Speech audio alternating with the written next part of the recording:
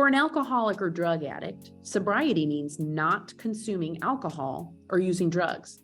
For a sex or porn addict, sobriety means not using porn and not acting out with inappropriate sexual behavior. I'm struggling with what, when, and or if sexual relations between a husband and a wife is safe for the sexual addict. In the past, some sex just made my husband want more, and more was never enough. I'm struggling with the biblical implications, knowing that God gave sex as a gift between a husband and a wife, and at some point the expectation will be to resume a sexual relationship. But this gift has been completely ruined by his sex addiction. No one would think it's a good idea to offer drugs or alcohol to an addict that has established sobriety. Is it a good thing for the sex addict? If so, how and when? What an excellent question.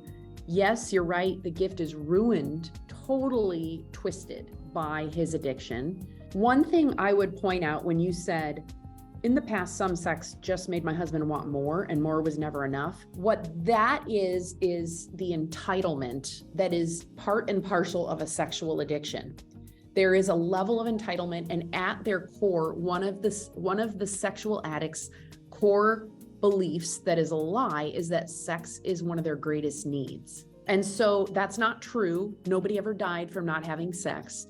And so there are a lot of professionals in this arena who would recommend 90 days of sobriety, of no sexual acting out, no sex in the marriage even, between husband and wife. However, that is not absolutely essential for a sex addict to get sober. A sex addict can get sober from his drunken use of sex, his use of sex as a drug or as a medication, while still having a sexual relationship with his wife.